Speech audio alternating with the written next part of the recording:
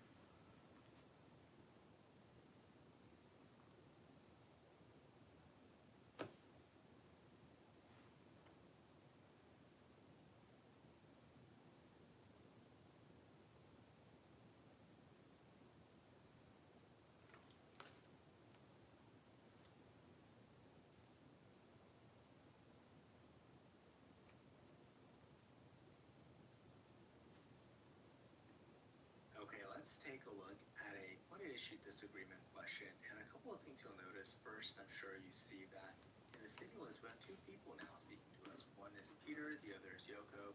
Peter says something, Yoko says something. And the question stem says disagree, just straight up disagree, which means that we're probably not going to have to do much by way of inference. Probably the disagreement here is at the textual level, at the surface level. Okay, so I'm going to do two things here.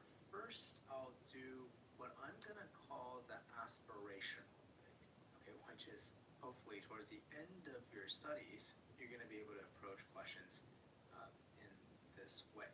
And then I'll back up and treat this question as just a training exercise. Okay, so we're going to do all the things that we've been doing up to this point to really better understand this spectrum of support. Okay, so the quick way first, Peter says, unlike in the past, most children's stories nowadays don't have clearly immoral characters in them. They should, though. Children need to learn the consequences of being bad. Okay, Yoko says, children's stories still tend to have clearly immoral characters in them. And right there, at the textual level, you probably spot the disagreement. Peter says, today, most children's stories don't have clearly immoral characters in them. Yoko says, today, children's stories still tend to have clearly immoral characters in them. So what do they disagree over? Whether today's children's stories have immoral characters in them. And that's answer choice D, tend to have clearly immoral. Right? Yoko says yes, she explicitly says this. Peter says no, he explicitly says they don't. So you see, for one person, answer choice D sits on the explicitly stated end of the spectrum. And for the other person, answer choice D sits on the contradicted end of the spectrums. And that's how you get to the disagreement. Right? And the fact that it's, just straight up says disagree means they're saying that the answer, the D, is going to get pushed to the two extremes, as opposed to questions that we'll see later on where, it's more nuanced. You're going to have to make inference for one of them. Maybe it sits over here, right? It's just supported. It's not explicitly stated, but it is supported. But for the other one, again, it's not explicitly contradicted, but there is a lot of anti-support. And that's where you have to do the job of inference making. This question, not really. Okay, so that felt good, right? Hopefully fast. But now let's do the slow way. Because you know what? Timing tactics, while they are important, not so important for this question. This question doesn't count, right? You're not getting a point for this. Instead, this question does present us with a good training exercise. Okay, so now we're going to do something you might find tedious, but really that is how fundamentals are built. Okay, so I'm getting rid of Yoko's claims, and first we're just going to evaluate Peter's claims. So we're going to treat this like a most strongly supported question. We're going to take every answer choice according to this stimulus and place the answer choice on the spectrum. Okay, so A says, today's children's stories should be less frightening than they are. So this is a comparative claim. Today's children's stories, how frightening they are versus how frightening they should be. Now, notice Peter doesn't say a thing about whether children's stories are frightening or what.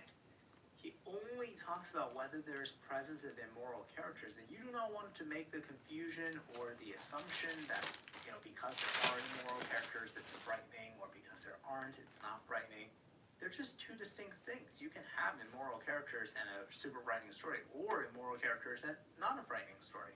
Okay, so for answer choice A, if we're just doing a most strongly supported question, for answer choice A for this stimulus, you would have to put A right over here. It's merely consistent with the claims. It's not supported, it's not anti-supported. And same with B. B sits right over here. Today's children's stories tend to be less frightening than earlier children's stories. A comparison of how frightening today's versus yesterday's.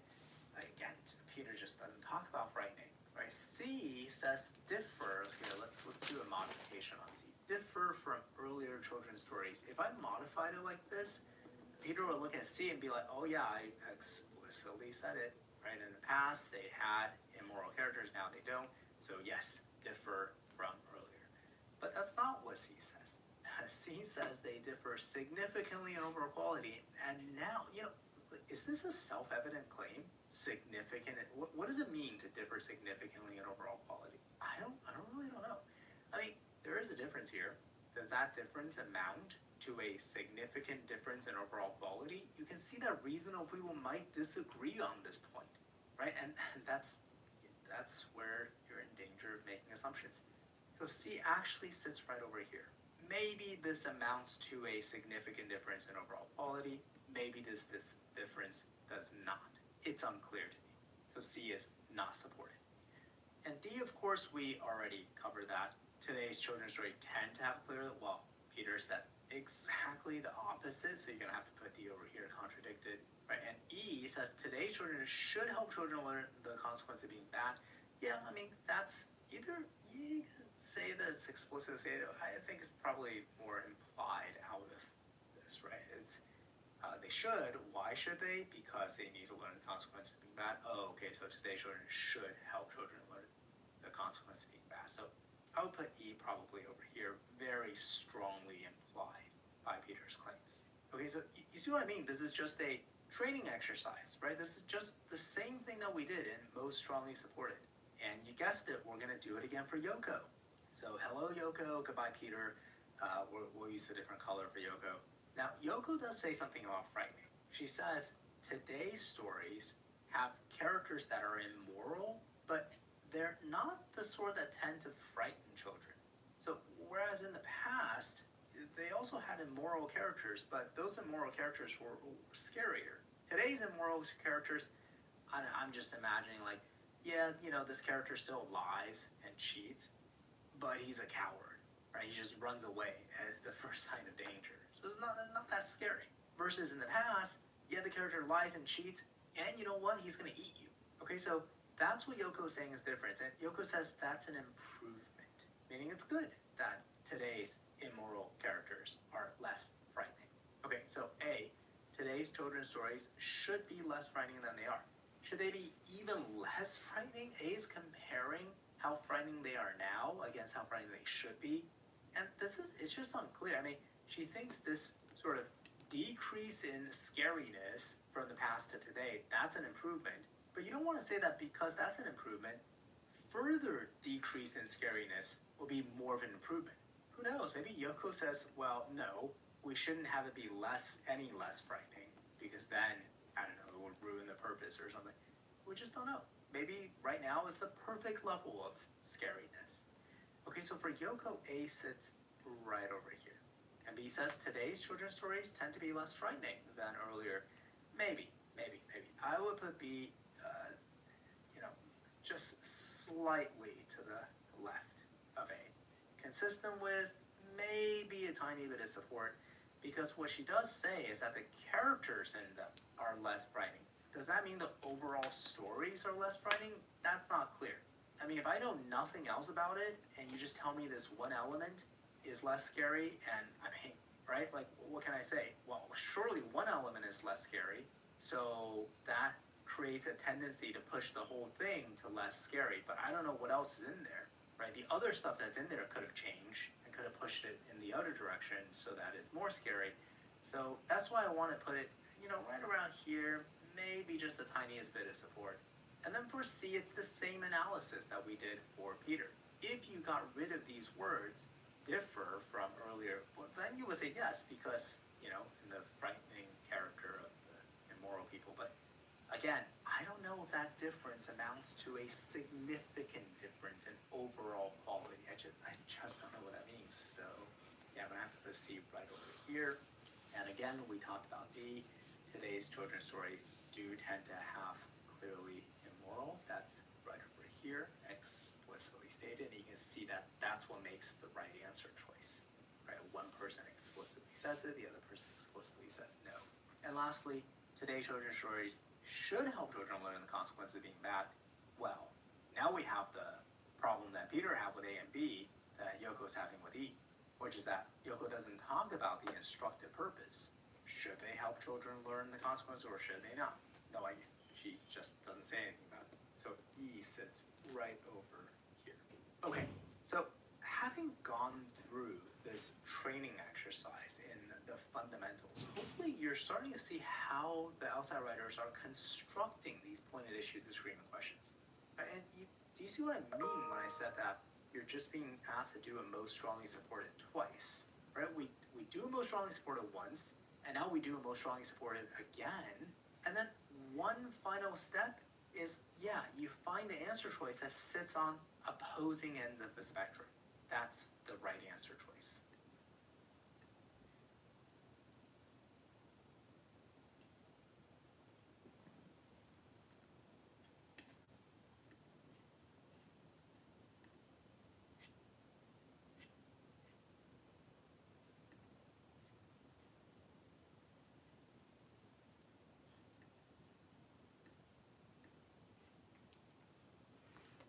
Which one of the following is a point of disagreement between Melly and Sam? Certain of the lions and protected species of prey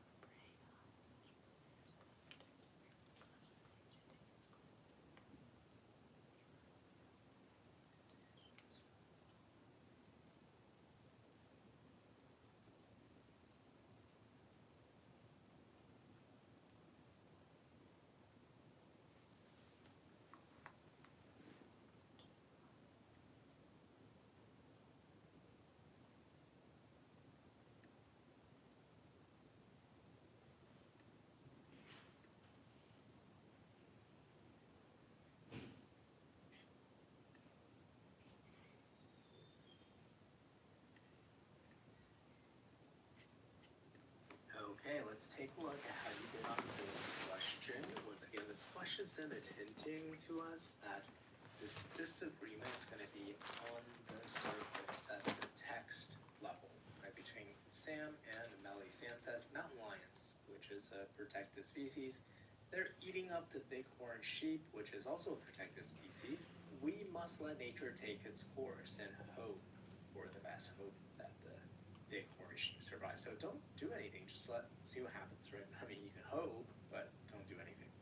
And Melly disagrees. Nonsense. We must do what we can to ensure the survival of the bighorn, even if that means limiting mountain lion population. So Melly says that we have to protect the bighorn, unlike Sam, who says we should do nothing.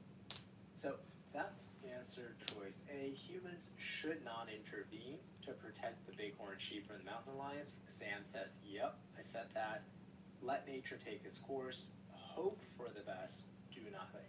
Melly disagrees. No. We should intervene to protect the bighorn, even if it means limiting mountain lion population. So that's the right answer choice. But again, we're going to use this question as training for the fundamentals. So if you haven't done that yet, just pause the video and do it. Same thing we did in a previous video. We'll start with Sam, and A, we already said Sam agrees with this. I mean, for A, I don't know if it's explicitly stated. Let nature take its course. Should not intervene. Okay, are they the same thing? No, they're not the same thing, so it's not explicitly stated, but you can see the distance is very close. What do you mean, let nature take its course? Well, what I mean is don't intervene. Okay, so A sits over here for Sam. That's going to be the preservation of a species as a whole. It's more important than the loss of few individuals. Now, it's a comparative claim, and what are we comparing? Preserving species as a whole on the one hand, losing a few individuals on the other hand. And we're saying if you compare this against this, which one is more important? Well, yeah, I mean, of course, preservation of species as a whole is more important. Right?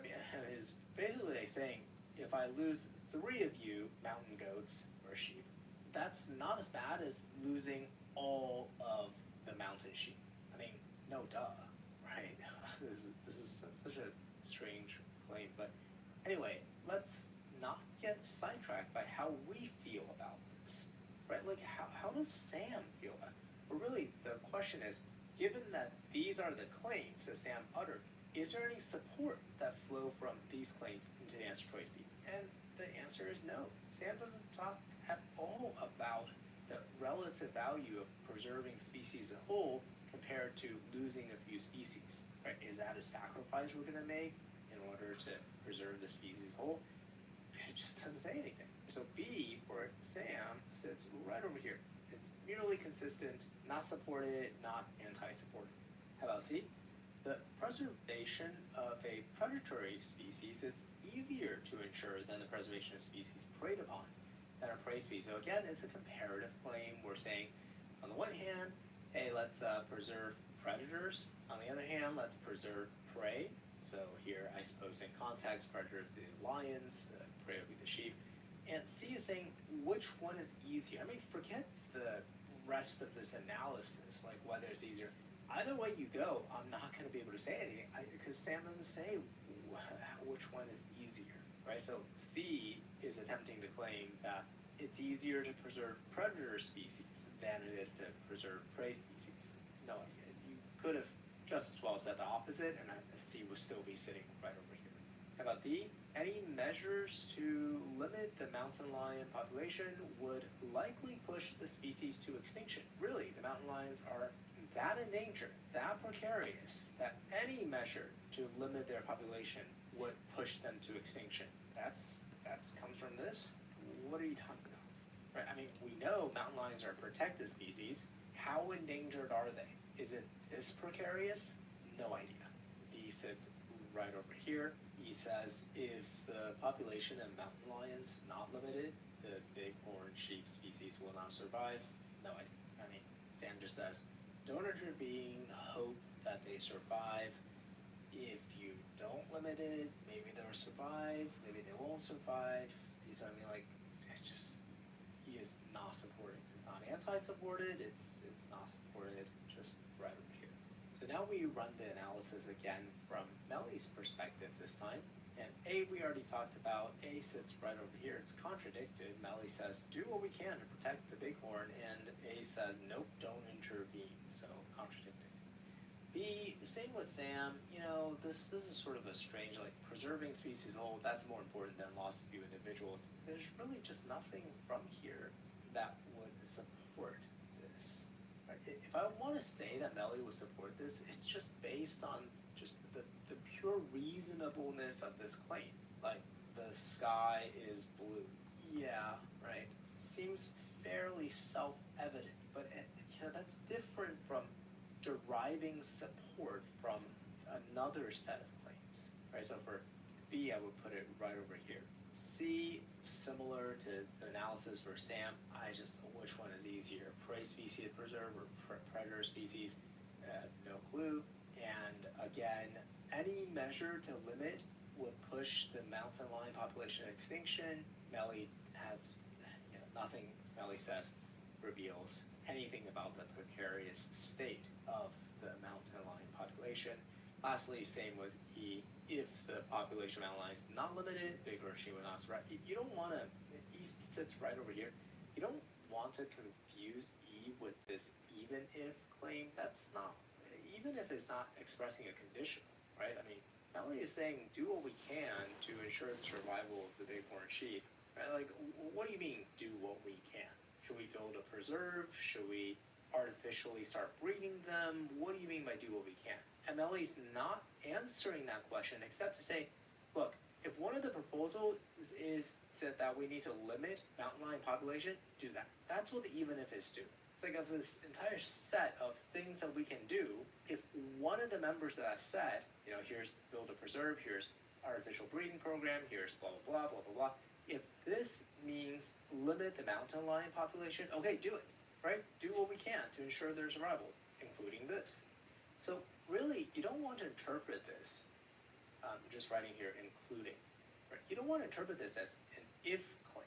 Plus, there's also there's weird negations going on, so no good for you.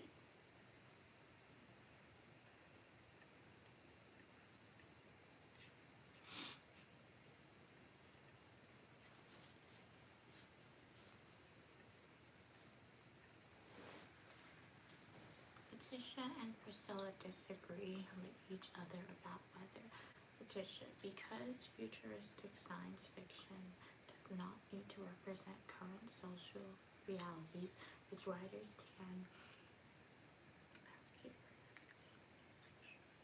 agreements, thus it has the potential to be a richer source of social criticism.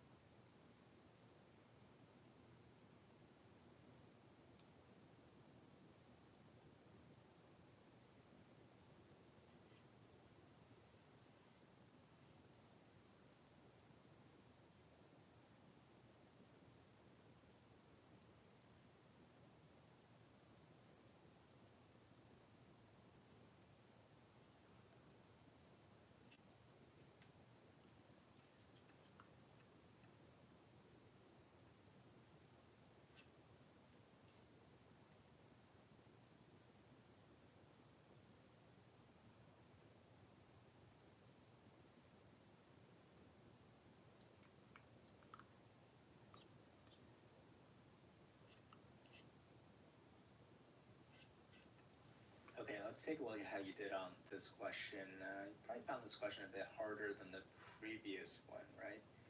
I think it is harder because of the grammar. Specifically, there's a lot of comparative claims going on here.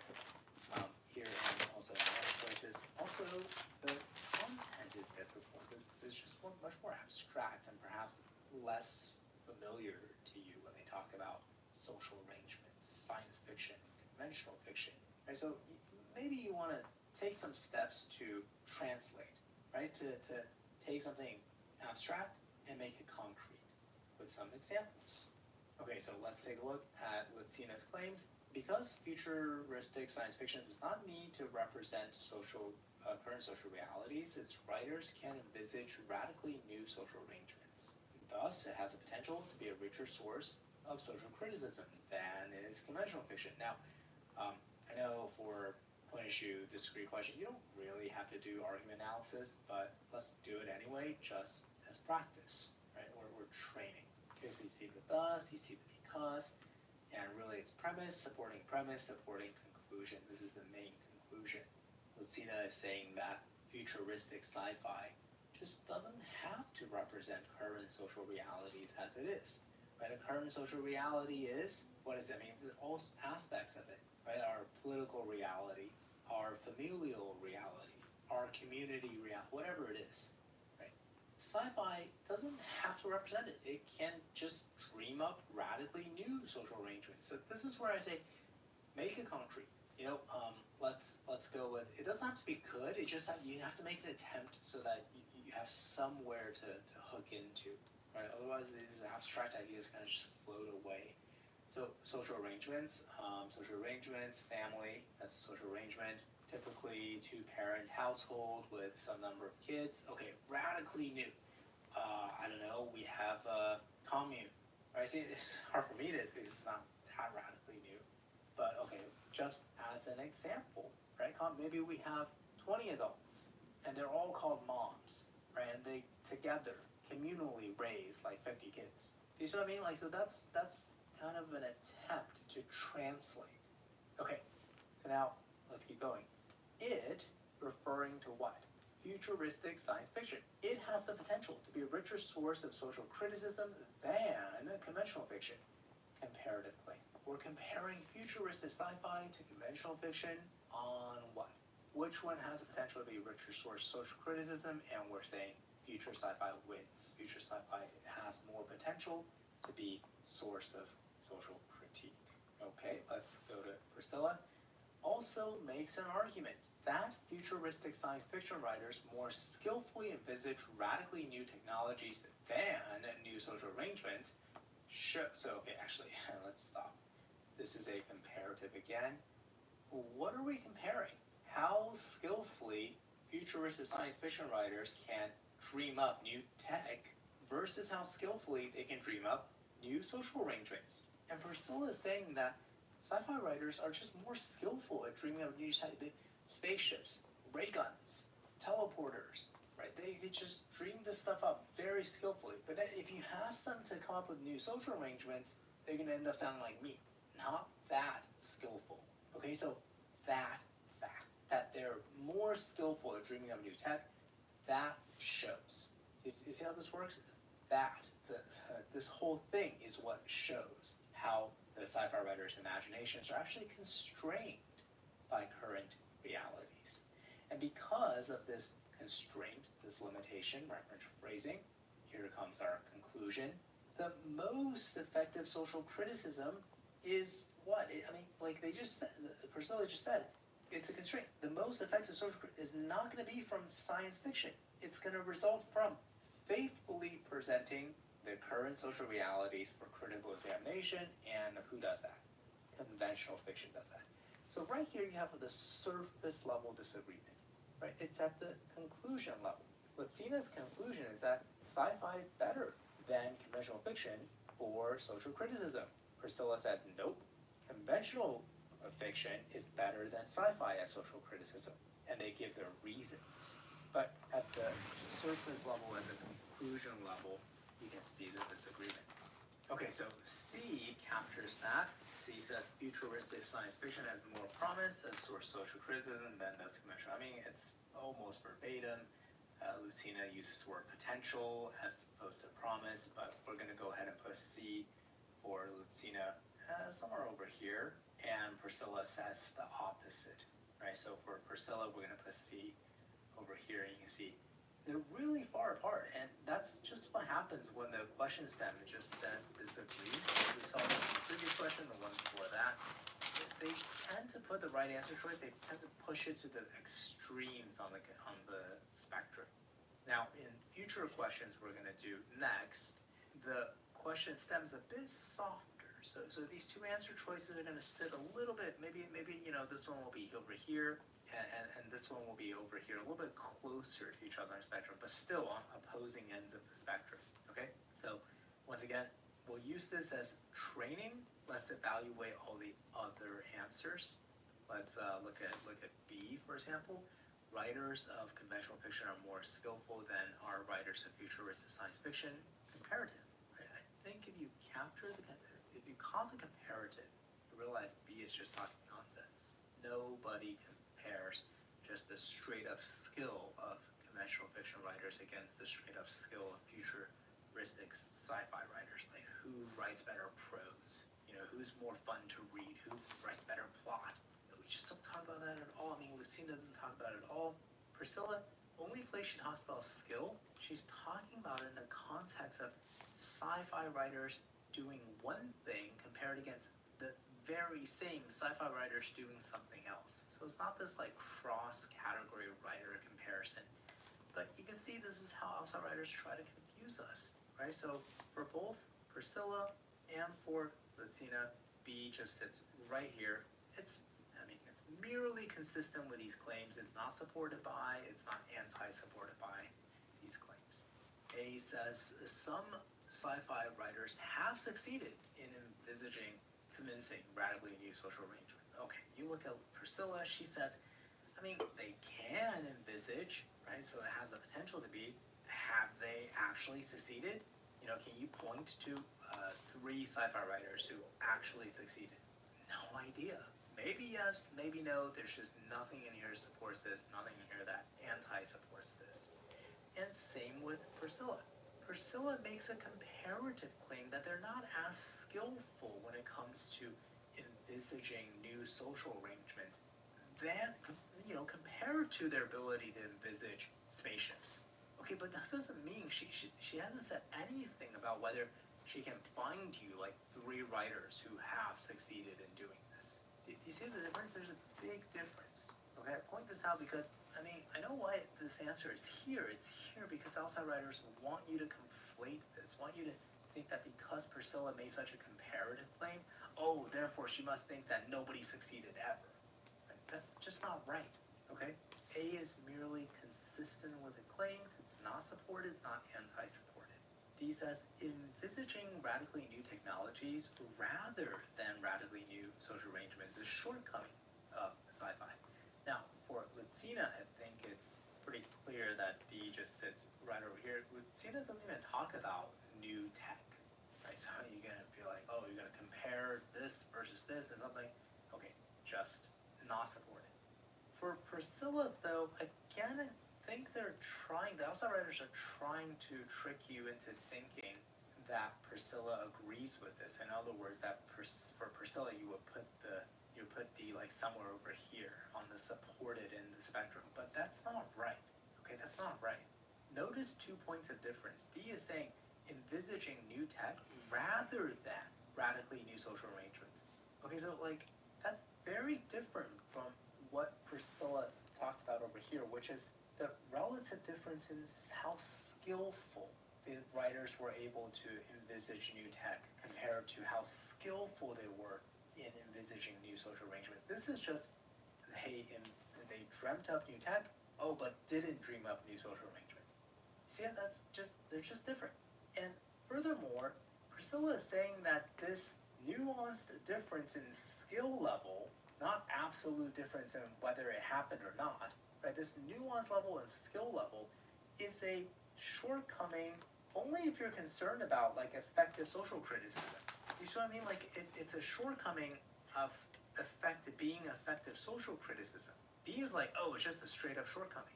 Again, what are you talking about, right? Like that's just, I know it kind of sounds the same, but it's really, really different, right? So D has to take its place over here. It's merely consistent. It's not supported, it's not anti-supported. And finally, E. Morning everybody. Glad you could tune into live.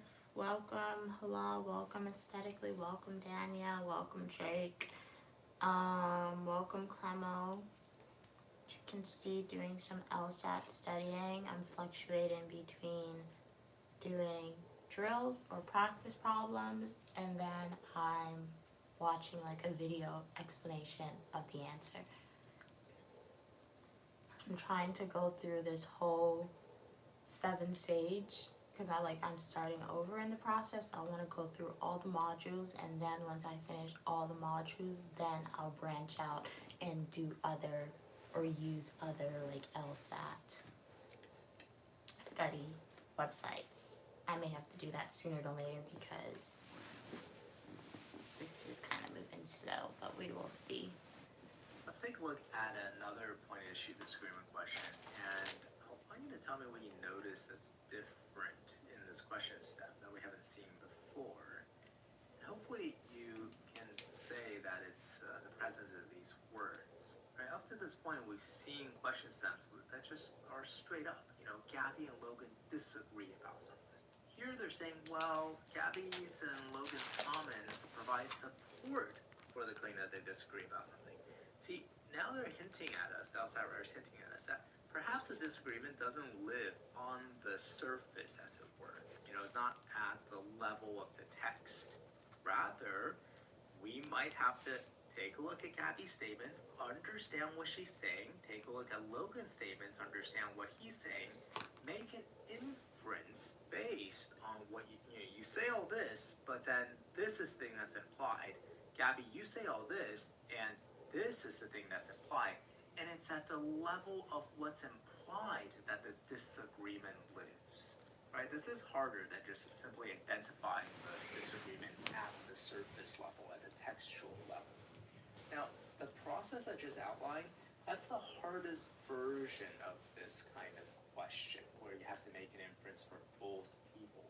An easier version, and as it happens, the version that we're dealing with this instance is one where for Gabby, she just says the thing. And for Logan, he doesn't say the thing, he implies the thing. We have to draw that inference, and then the inference from Logan stands in disagreement with the explicit claim from Gabby. Okay, so in other words, we only have to do MSS once. Okay, so if that sounds all too theoretical, it's fine. Let's just go ahead and take a look, and hopefully we'll flesh out what all that means. Gabby says, in school, children should be allowed fully to explore their own interests, supported by experienced teachers who offer minimal guidance. Okay, so, I mean, we can kind of envision what this means. Just hands off, let children be, let them play. Teachers are just kind of there to offer them support and guidance, right? But, really hands off. This, referring to this hands-off regime, enables them to be most successful in their adult lives. Great. Now, as a tangent, and I know I've said that you don't have to do argument analysis for MSS questions or point issue disagreement questions, but for the LSAT you do, right? So let's take this opportunity and you tell me what's premise, what's conclusion, right? Which one is premise, which one's conclusion? This is the conclusion, this is the premise. Right? Like, why should I believe you, Gabby, that this is the regime? Oh, because of this premise. Premise is support. Let's keep going. Logan says, I disagree. School children should acquire fundamental knowledge necessary for future success, and they learn such fundamental knowledge only through discipline, systematic instruction from credible teachers. Okay, that's a lot to pack into one sentence. So we have to unpack it, and in order to help us unpack it, some of the core lessons on what kind of logic do you sense Logan's using here? Do you spot any key words that tell you what kind of logic he's relying on? right? These are the key words. It's conditional logic. Necessary, only. Okay, so there are at least two conditional relationships being set out here. Let's focus on the first one. Right? Acquire fundamental knowledge necessary for future success. So there are two ideas: acquire fundamental knowledge and future success. How do these two ideas stand in relation to each other? Which one is necessary? So if you want to have future success, right? If you want to have future success, something needed? Yeah, something is needed. You need to acquire fundamental knowledge. That's what's needed, right? And how do you acquire such fundamental knowledge? Well, here only, right, this is more straightforward. This is the application of group 3 only through disciplined, systematic instruction from accredited teachers. Right, there you go. We have a conditional chain set up. Now, the only piece left is that Logan says children should acquire this, right? And that should, this prescriptive matches Gabby's claim. Children should do this. Logan said children should what? Children should AFK, acquire fundamental knowledge. Now, you put the 2 and 2 together, right? If children should acquire fundamental knowledge, and to acquire fundamental knowledge, we know that you have to have this, then you can draw the conclusion, which, here comes the MSS part, right? Here comes the inference making part. Logan doesn't say it, but everything Logan says is building up to it. Children should, what? Go through this disciplined, systematic instruction from accredited teachers, right? There's the inference. That's the thing that's implied by Logan's claims, but he didn't say, and that's the thing that stands in opposition to Gabby's regime. See, Gabby's conclusion is that children should be allowed to just kind of do their own thing, hands off. Logan's, unstated conclusion, but the inference that we draw, is that, no, children should be guided through this disciplined, systematic instruction. Okay, so now we're going to look at answer choice B, which says they disagree about the extent to which teachers should direct school children's education, and yeah, that's the right answer. They do disagree about the extent to which. For Gabby, what does she think about the extent to which teachers should direct? Minimal, right? Explicitly says it, minimal, very little. For Logan, doesn't explicitly say, but it's implied that he thinks it's quite a lot. Discipline, systematic instruction for accredited teachers. Right, so you see there's a disagreement over the extent to which. Now, if you want to, and it's a good exercise, to place this on the, on the spectrum of explicitly stated, right, on the one hand, contradicted on the other, and consistent with in the middle, it's helpful to take this answer choice and just kind of pop it on this spectrum for both Logan, which I'll use this color, and Gabby, I'll use this color, like we've been doing for all the other one-ish questions, right? But in order to do that, you actually kind of have to translate this claim a bit, because this claim, you can't really pop it on here, because this claim is laying out a spectrum. It's inviting these speakers to take a stance on the existing spectrum. That's different, right, from a claim that stakes out a position on the spectrum already. B just offers the spectrum. So you can translate this into something like, teachers should be very involved in directing school children's education, right? If you translate it like that, teachers should be very involved. You see how that stakes out a claim on the spectrum, right? Teachers should be very involved. Then for Gabby, it would be a direct contradiction. Yet for Logan, it would be strongly implied, right? It would be strongly implied. And you see how this now looks just like every other correct answer choice we've seen up to this point. And you can translate it the other way as well. You can say, teachers should be very hands-off. And if B has said that, teachers should be very hands-off in directing children's education, then for Gabby, it would be right over here, unexplicitly stated, because that's what she said. And for Logan, it would be anti-supported. Okay, so look at the other answer, starting with A, the way in which it is agreed about the way in which school children best acquire fundamental knowledge. Now, I think for Gabby, it's pretty straightforward. She doesn't talk about fundamental knowledge, so who knows, right? It's just cross it out. A just sits right over here. For Logan, you want to be careful. What the LSAT writers are doing here is they're kind of revealing a trap to us. Right? They're trying to trap you to confuse a necessary condition with the best way. Okay, so we know acquiring fundamental knowledge carries a necessary condition, but that doesn't tell us what the best way is to achieve it. Right? So acquiring fundamental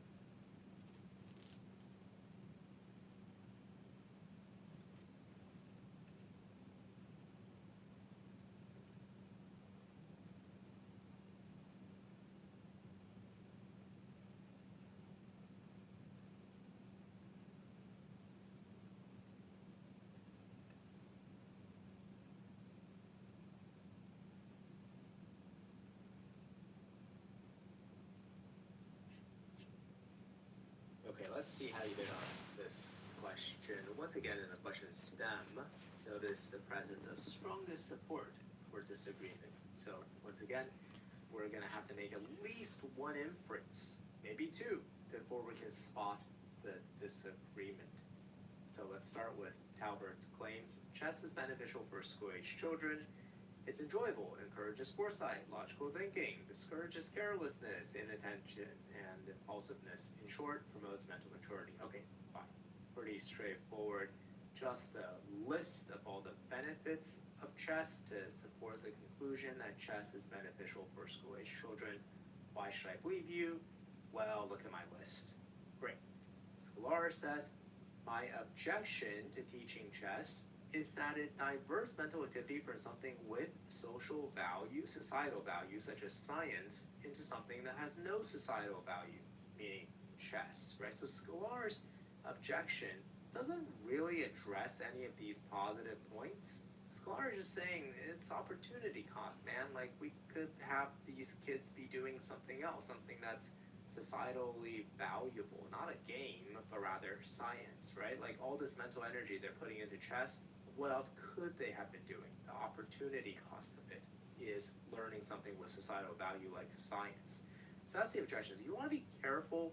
You're going to have answer choices that try to pin Sklar down on any of these points. You can't do that, right? You just can't do that because Sklar sidesteps all of these premises.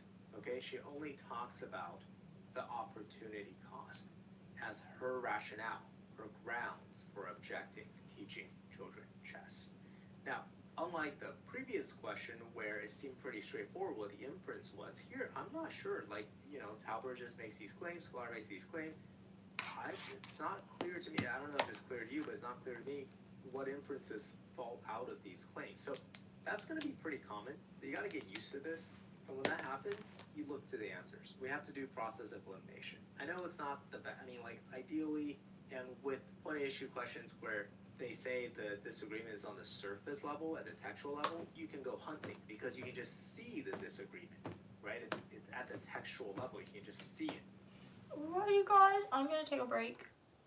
I'll do some more drills later on. I'm not gonna watch videos. I'm gonna just go through practice problems and do those.